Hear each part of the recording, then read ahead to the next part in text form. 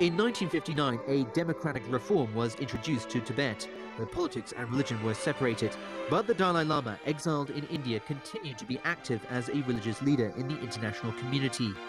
佢而家呢就係改變咗嗰個策略，而且以嗰個宗教個身份呢係周遊全球啊！佢每年有50%嘅時間喺世界個地蒲，使得嗰個西方嗰個社會呢就接受咗佢講嘅嗰啲嘢。 Although the Tibetan government has elements of a democracy within it, such as the Garsha being elected by committee, in essence, it is still a theocracy. 61年一直到63年，他们起草流亡政府的这个宪法的时候啊，达赖喇嘛都建议，就是说要由议会选举的领袖来代替他达赖喇嘛的这样一个传统的政教合一的领袖的地位。但是呢，这些流亡的藏人都不同意，所以在西藏实行政教合一的这个制度啊，它有它比较深的历史的宗教的这样一个传统。 On October 25th, 1951, the PLA reached Tibet and the Chinese red flag was raised on its mountain peak. 8 years later, when the Dalai Lama was on a visit to India, revolt broke out in Lhasa, leading to his 50 years of exile. What was the reason? Find out in our next episode, Dalai Lama, the Exiled.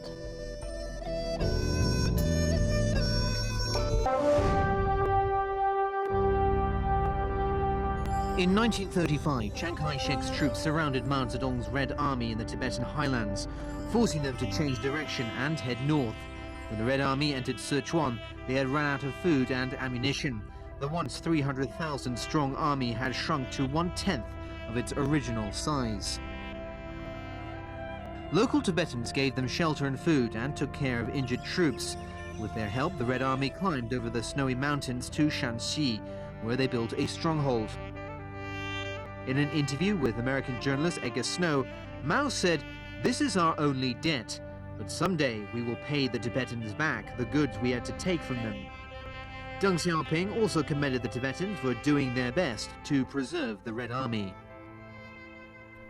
14 years later, the communist troops returned to Tibet. They were no longer fugitives in rags, but triumphant forces that had seized full political control in China. How were they going to pay back the Tibetan people? 57 years since Tibet's peaceful liberation, what kind of policies had the central government implemented in the region? Before 1950, Tibetan people lived under a feudal serfdom. The power of the secular government and spiritual authority were inseparable, similar to the Middle Ages in Europe. Their tools and methods of production were primitive. Serfs did not have personal freedom or rights. They were more like slaves, and their owners could sell them as they wished. The Communist government wanted to make some changes. In 1950, the People's Liberation Army arrived in southwestern Tibet, but they were barred from entering the region. 毛澤東就佢好重視西藏啦。佢大家知道佢對個元朝、明朝、清朝以來嗰個即係歷代嗰個皇帝對中國個疆土嗰個重視咧，佢好熟悉呢個歷史嘅。 Tibet has long been regarded as a strategic region because of its terrain. It is mountainous and is also the source of several major Asian rivers. But because of the enormous religious influence in the region, central governments of previous dynasties realized that securing the territory would be most easily achieved through diplomacy rather than force. Mao Zedong adopted a similar policy. The PRC government signed a 17-point agreement with the Tibetans for the peaceful liberation of Tibet.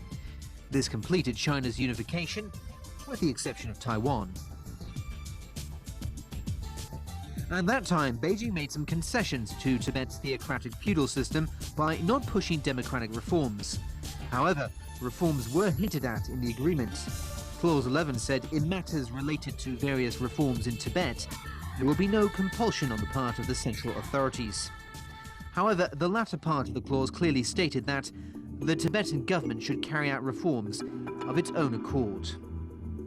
The central government realized the importance of the Tibetan ruling class. It invited the 14th Dalai Lama and the 10th Panchen Lama to Beijing to attend the first session of the National People's Congress and appointed them vice chairman of the NPC and Chinese People's Political Consultative Conference, respectively.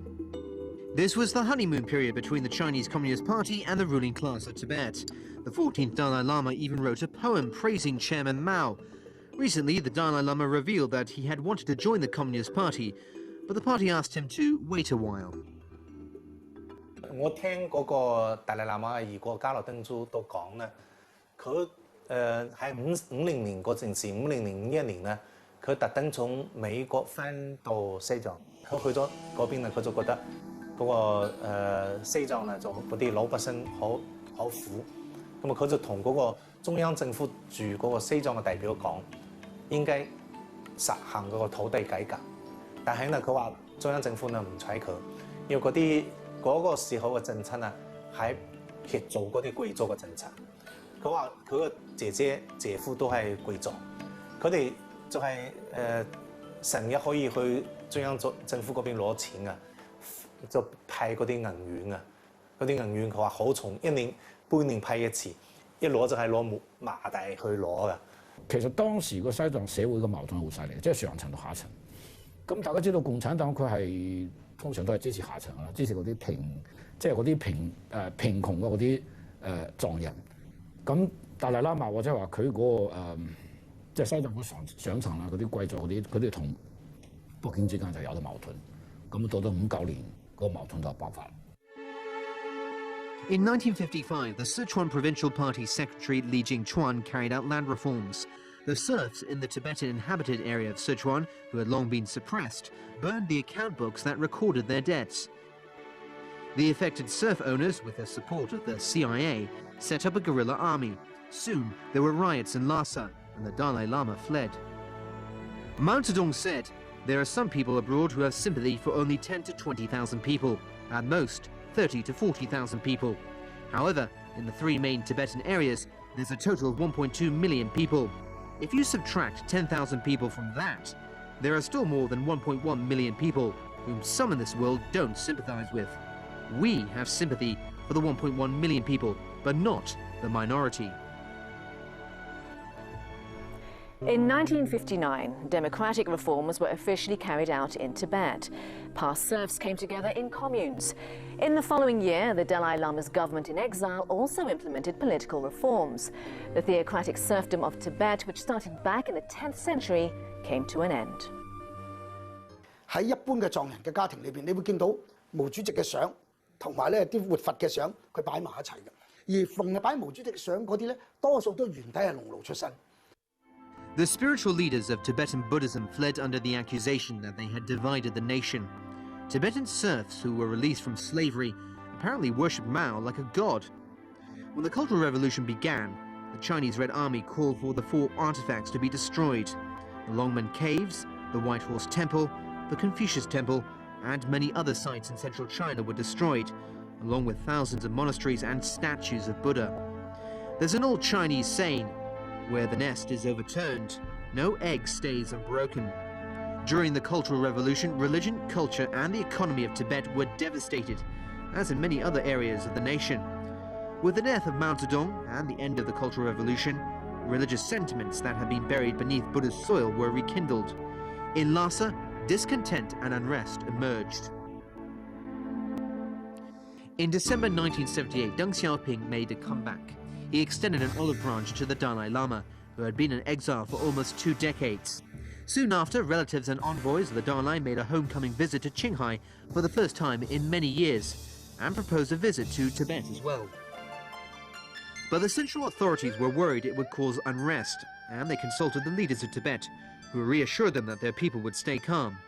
However, when the envoys arrived in Lhasa, tens of thousands of Tibetans gathered, and the situation got out of control. 我们所到之处，群众都把我们挤成一团。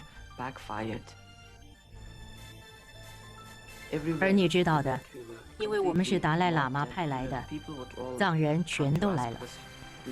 当然，知道我是达赖喇嘛的妹妹，他们都来要求祈福，来要达赖喇嘛的照片。他们只是想来摸摸我们。The situation caused Beijing to make big adjustments to their policies in Tibet. Join us after the break.